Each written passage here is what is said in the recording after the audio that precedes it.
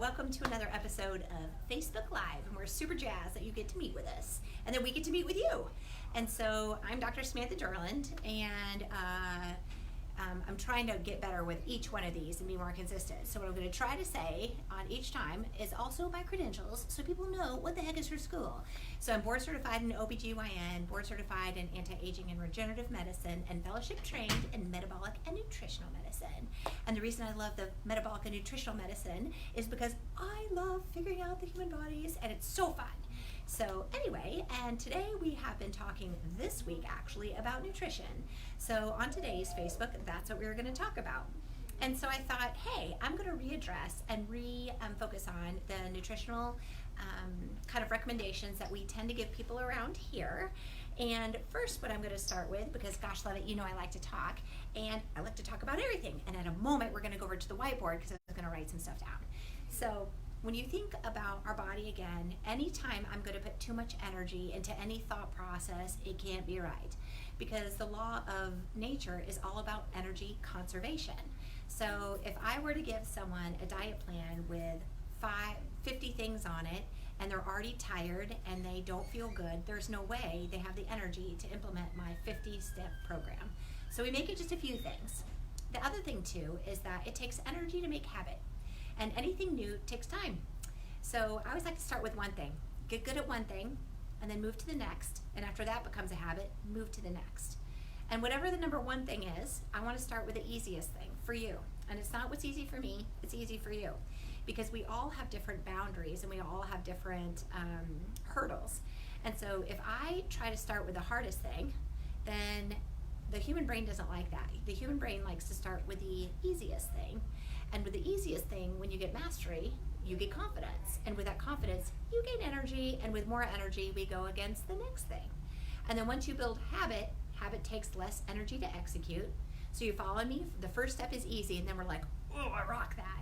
And then you feel good. And then the next one, you're like, let's go after the next one. Okay, but we don't go after the hardest thing. We do the next thing, which is not as hard. And you're like, that rocked. And I'm like, I know. And then once you've built in the first thing and gotten that, and did the second thing and gotten that, then we start to battle the hardest things. The other thing you have to know, what does every human being love? And it's results. And so if you start with something that doesn't give you many results and you don't see a difference, people do not sustain, because no matter what, human beings love a little bit more immediate gratification. So I always like to be mindful about that too. So start easy with high yield. Got it. Now, another thing too I love to do is I love to try to help people when they're trying to do these things find energy within themselves to implement lifestyle modification, but that's beyond our discussion today. So this leads me to our dietary recommendations, of which I usually give 3. And the reason I only give 3 is because it's just a few things. And again, I don't want to add a lot. So you have to take yourself back and think about your beautiful, amazing human body. Our human body is a meat suit or a robot, I tell everyone. And it evolved in a primal world. So you have to kind of sit in your primal world, cave-like environment and say, if I'm the human body and this is where my life was, what did my body love? Well, my body loved for me to eat some whole foods, move around a little bit, sweat, pee and poop, sleep, balance your energy, and belong somewhere. And if that's good, then your body thinks, it's a good day. This little person inside can drive me around and I'm totally cool with it. But if something tries to chase him or her, or the food stops coming around, I'm going to shut her on down and take control. That's a basic rule of life, I feel like, in the human body. So we're going to go back to this eating thing. Okay, I'm sitting in a cave. When I go outside the cave, what am I eating? There's animals running around, there's stuff growing off the trees, stuff coming out of the ground. I really don't have a big oven in the corner where I'm baking stuff. So it seems a little obvious how we should eat, right? And living in Kansas, when it's cold outside, I don't have a lot of fruit growing off the trees because it's cold. I have more fruit in the summertime because in the summertime it's warm and I'm running outside and I'm running around in circles and it's so super fun. And I need more sugar to maintain myself. So really what we need is all around us if we would just open our eyes and look around.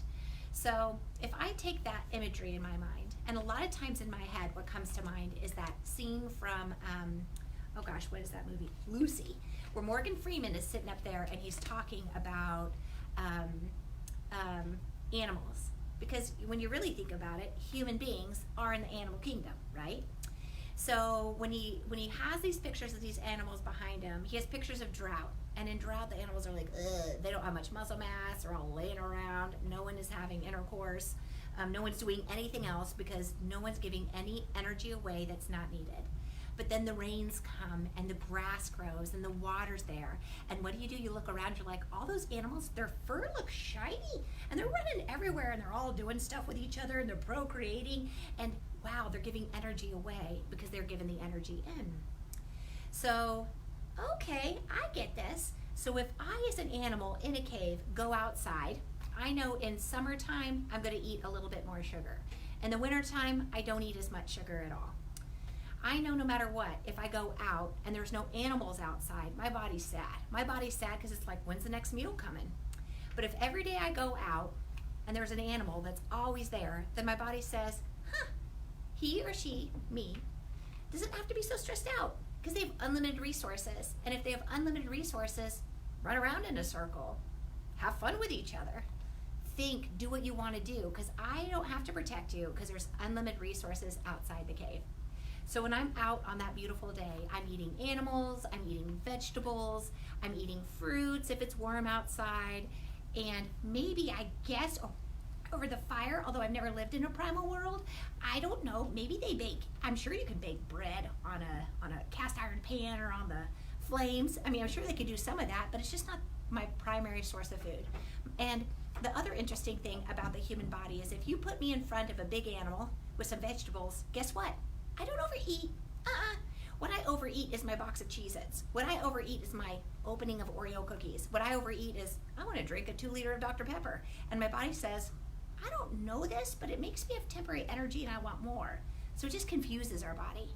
So the cool part is when you eat whole foods, and when I say whole foods, that just means that I got it from the meat department. I got it from the vegetable department. I got it from the fruit department, and no one really jacked with it, okay? That's the food that my body grew up understanding year after year, century after century. It's like, I'm used to that stuff. And if it's used to that stuff, it kind of likes it. It's kind of figured it out. It's not that hard, really. And so basically, also what I'm trying to say is that we've kind of evolved our world into thinking what we should be, but our body hasn't quite understood what the heck we're trying to teach our body, because our body's like, dude, I came from a cave. So what I tell everyone when they come in usually is to eat over 100, every woman I talk about trying to shoot for over 100 grams of protein a day.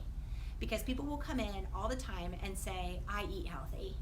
I eat good fats, I eat fruits and vegetables. And I think that's great and amazing. But your body loves, a lot of us, what's happening is we're gaining weight, right? And we're gaining weight because our body's stressed and it's trying to protect us. And when we're gaining weight, we're not gaining muscle, we're just gaining fat. And our muscle mass a lot of times goes down. So we look in the mirror, we're like, what the heck is this body doing? And I'm like, ooh, it's protecting you because it thinks you're stressed out. Because your body, when it gets stressed, thinks muscle mass is a bad idea because you burn calories and you're more vulnerable that way. But if you, so when you start eating those whole foods and you start eating enough of them, then what happens is your body feels de-stressed and it gives you back muscle mass, which helps you burn calories and reduce fat cells. And that makes people happy simply by the way you're introducing calories into your body. Now, if I sit here and I'm like, I would like you to do this many macros of this, that, and that, my brain wants to explode. I'm already trying to figure out how I'm getting the kids to school, or am I putting gasoline in the car? Did I make the lunches? Or how's everybody at work doing? Or how my self-helps during the day? It's overwhelming. You have to make eating simple, or else it takes too much energy. And if I take too much energy from you, it's not the answer. The answer is I'm supposed to put energy into you. I'm supposed to make it simple. I'm supposed to make it lesser steps because that's sustainable, okay? So when I'm thinking about 100 grams of protein, what does that look like? One egg has 5 grams of protein, and I cannot tell you how many people come in and say, I eat an egg in the morning, and I'm like, you need to eat 4 or 5, right? You don't eat all the egg yolks. I mean, kick those out. That's just fat we don't need. But eat more, because you can actually de-stress your body by the types of food that you take in. 1 Greek yogurt. Now, if you're allergic to dairy, don't eat yogurt. If you're not allergic to dairy, eat yogurt. Like, I don't care, right? 1 Greek yogurt has 12 grams of protein on average. So you just want to get the low sugar one because gosh, love it, they'll put a lot of sugar in there. So I'll try to get the ones with like less than 10 carbs, but 12 grams of protein. So I'm telling you to eat 9 Greek yogurts a day. One string cheese has about 9 grams of protein. So I'm telling you to eat like 11 pieces of string cheese a day. One hamburger patty, one serving of chicken has between 20 to 25 grams of protein. I'm telling you to eat 4 of those a day. And so when a woman comes in to talk to me, it's a very rare occasion that someone says, I'm already doing that. They're like, oh, well, I ate 1 egg, I had a salad for lunch, and then I had a piece of chicken for dinner. And I'm like, oh, that's 35 grams. We're 65 off. Let's eat some more, right? I want you eating all the time. And as you eat all the time like that, your body's like, the animals are always out there. Now, I'm not telling you always have to eat animals. I mean, have a protein powder, have a protein bar. Just don't make it complicated, but just get it in, okay? Now, the next thing I'll tell folks is eat less than 100 digestible carbs a day. So what the heck does that mean? All right, it's really not that confusing. When you flip the package over, because the old food industry is really good about being sneaky. Like some cereal boxes say high protein cereal, but when you flip it over, you realize, oh, they included the milk on that. So really your protein's coming from milk. It's not coming from the cereal, but they're tricking you. All right, so let's not. So and some protein bars will say 12 grams of protein, but you flip it over and it says 45 grams of carbs. No way, right? I'm like, if I'm gonna have 45 grams of carbs, I'm gonna have a hot piece of delicious bread in that, right? Or I'm gonna have so many blueberries and a couple of apples because I get to eat more. A protein bar, I don't wanna give my energy, all my carbs away there because carbs are precious. So when you look at carbs, you got to flip it over. So when you flip it over, it'll say total carbs, and that's a number. But digestible fiber, it doesn't count. Digestible fiber, I can't absorb. So it doesn't count towards that 100 grams of carbs. And the reason I got 100 grams of carbs is, I go listen to the Olympic athlete dietitian, and he says that the Olympic athletes can survive on less than 100 carbs a day and perform at that level. So I know I got a fighting chance as a middle-aged woman doing great less than 100 digestible carbs. And if anyone says I can't do it, I'm like, well, that little Olympic athlete swimmer can, so we can do this. So not only when you flip over the package and it says carbs, digestible fiber, subtract that number. Things like erythritol or sugar alcohol, you also have to subtract that number out of the total carbs because those carbs are not digestible either. So I eat a lot of Quest bars, and so at times, and so when you flip that over, it'll say like 24 grams of carbs, and then it'll say digestible fiber and erythritol underneath it. The erythritol is a sugar substitute. The dietary fiber is a non-digestible carb. So at the end, I only get 4 net carbs from that bar, but I get like 24 grams of protein from that bar. So it's like 1 chicken breast. So that is what I'm talking about. And when I go and I'm gonna make burritos for dinner, I'll get the mission style low carb tortillas because when you flip them over, it's like a huge tortilla. It's like this big, it's gargantuous. And so when you flip it over, you see there might be like 28 grams of carbs, but like 24 of them are dietary fibers. So only getting 4 net carbs from that huge tortilla. And gosh love it, guess what I love? I love to eat. So I just love to try to find ways that I can eat more and I increase my protein and try to be mindful where I give my carbohydrates to, because I would much rather have volume, but that's just me. And I'm just trying to pass on how I found ways in my life to be able to maintain this without making it too hard. The other thing I tell folks, not only over 100 grams of protein a day, that's normally for women. Men, I have a whole bunch more protein that I'll tell men, and some women need a lot more than 100 grams of protein. It's relative to our muscle mass. The other thing I'll say is like 1 intentional fat a day. And the reason I say that is because it's easy to think nuts are a good source of protein. I'll eat nuts all day long. Well, guess what? Nuts also have a ton of fat in them. So if you eat a ton of fat with some protein and carbs, a lot of times you just have too many calories. So when I say 1 intentional fat a day, that just means that I'm just trying to be mindful of how much fat I take in a day. So, and if I sit down and I'm gonna have a steak, would I have a filet or a ribeye? Well, they're about equal in protein, but the ribeye has about 750 more calories in it than a filet does. So I know that 750 calories, that's hard to burn. So, and I'm really into it, the protein, so I'm gonna kick off the ribeye and I'm gonna eat the filet. And if I'm gonna have fat, I'm gonna have like an avocado. Or I'd rather have some peanut butter or something like that, but that's just me. So again, that recommendation is greater than 100 grams of protein a day, or get as close as you can. Less than 100 digestible carbs a day, meaning take out the dietary fiber, take out the sugar substitutes, And then that's how many carbs. And when you look at fruits, some fruits have a higher glycemic index than others. So I know if I eat blueberries or raspberries or blackberries and apples, I can eat more than if I ate pineapple. So knowing that, I know where do I want volume or do I want taste? And if I'm really just like, oh, for some pineapple, I get like a little piece and I throw it in with my blueberries and I get the taste and make my brain happy without giving myself more of those carbs. And when I sit down to eat, the other thing I'll do is I'll be like, I have to eat my protein first, my vegetable next, and then my carb last. So if I'm already focused on 100 grams of protein and next is my vegetable, it becomes really easy to get less than 100 carbs a day, and you don't have to put a lot of mental effort into it because you're always eating and you're just training yourself a method that makes it less hard. So that's kind of the dietary plan that I try to follow and start to make it easy. And so when somebody comes in and they're trying to get started on this path, because some of us already got our eating figured out. Others of us are like, I've never had to figure out eating and I need to learn it. Well, when you're learning it, you're trying to incorporate learning eating on top of being a woman, a dad, a person, a work, life is hard and learning new things is hard. So start with one of those three things. When you get mastery of one of those three things, move to the next one. When you get mastery of that one, move to the next. And pretty soon you'll be like, I got it. And it just takes a little bit of time.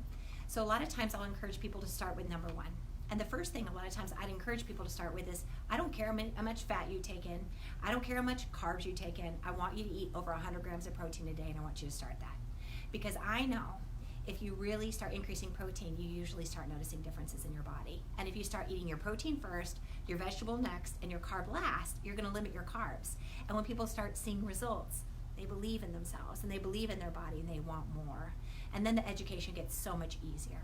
So anyway, that's a lot of times how I talk to people about food. Make food simple. Food is fuel. It's a beautiful thing, and it's a wonderful thing. But we also make it really hard, I think, in today's world, because what we do is we're so social, and we make food social. And so yet you see all these people walk around, and you think, how the heck do they keep that body when I have to go to all these darn lunches and dinners and everyone's eating? I know, it's so hard, but make it simple.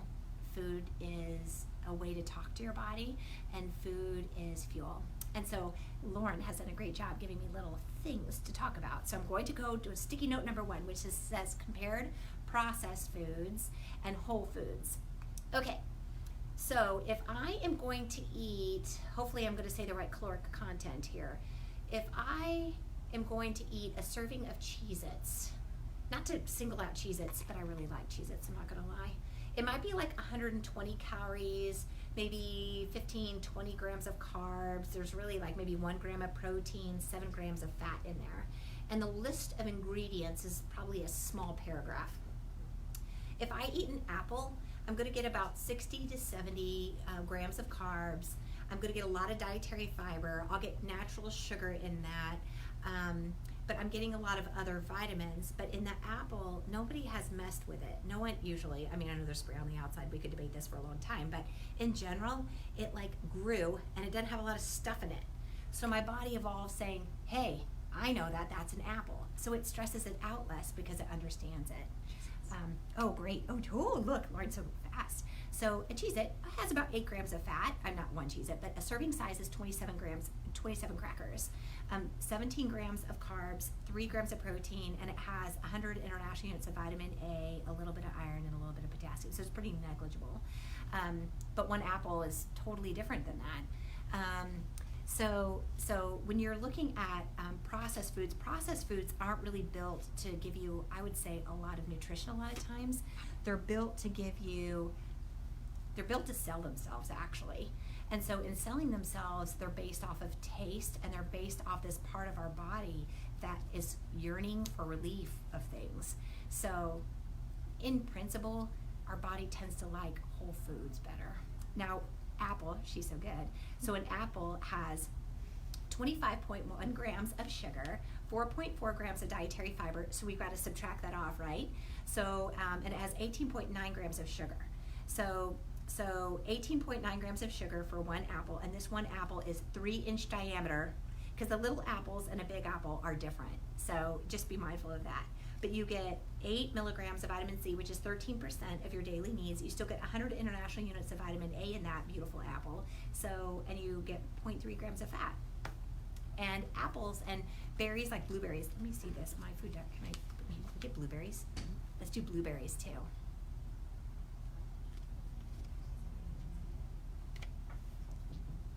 All right, so blueberries.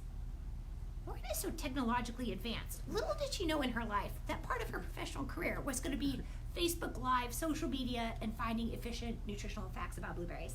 Okay, so a blueberry, where it says 1 cup of blueberries, has about 21 grams of carbs, 3.5 grams of dietary fiber, and 14.4 grams of sugar. And it has 14 milligrams of vitamin C, which is 23% of your recommended daily allowance of vitamin C. And it has some potassium and another 100 international units of vitamin A in it. So cool. So you can just start to, and you know what the ingredients of blueberries are? Blueberries. And there's no paragraph involved. It's just one word. And so let's see. Oh, bad food versus good food. Why this thinking is flawed. Okay, so bad food versus good food. It's not really bad or good. It's all something we're putting in. But food is a way that you talk to your body. And I'm also going to say that nobody's perfect, man. Sometimes, I'm not joking you, I'll go home and I'm like, I really want some cookie batter. So I make it and I eat it. But I don't condemn myself for that anymore. It's just being human. And sometimes I use food to de-stress myself. You know why? Because sometimes we all have hard days. But I try to not do it all the time. Because if I'm doing it all the time, I know I'm in a slump and I need to do something to get myself out of it. Because the cookie dough isn't going to get me out of it. I'm going to have to get myself out of it. So food is a way, there's no, maybe this is how I'm going to answer that question. Calorically and restricting my body and not putting food in my body is not sustainable. That is not good. Food is not the problem.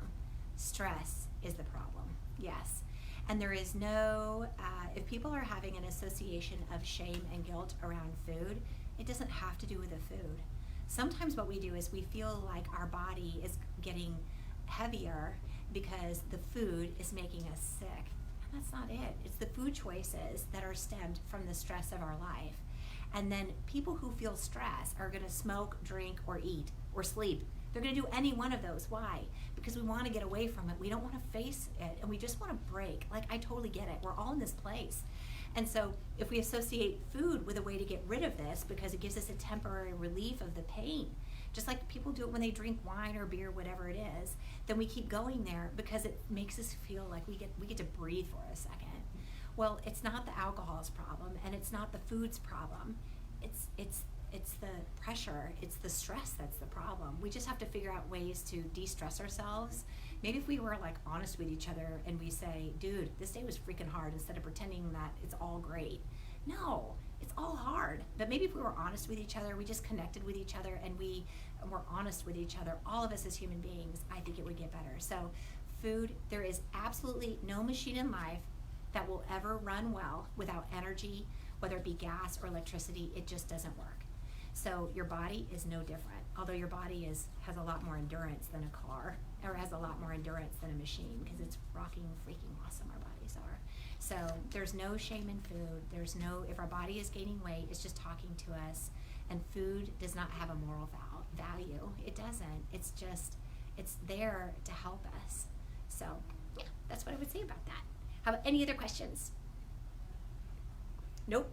All right, so we have no questions, and I really rambled on today, but I'm so excited. And I was going to draw little things on the board, but I think I talked about it with dietary fiber and things. And we'll just continue to hammer this, because life is not about perfection. It's about persistence. So you just keep going.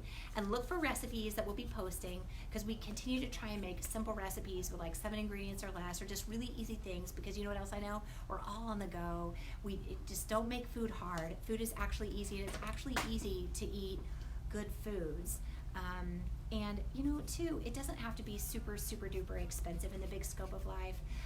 But I know it can be hard. So, and also look tips for our blog for healthy eating in a busy life. So I hope you had a great day.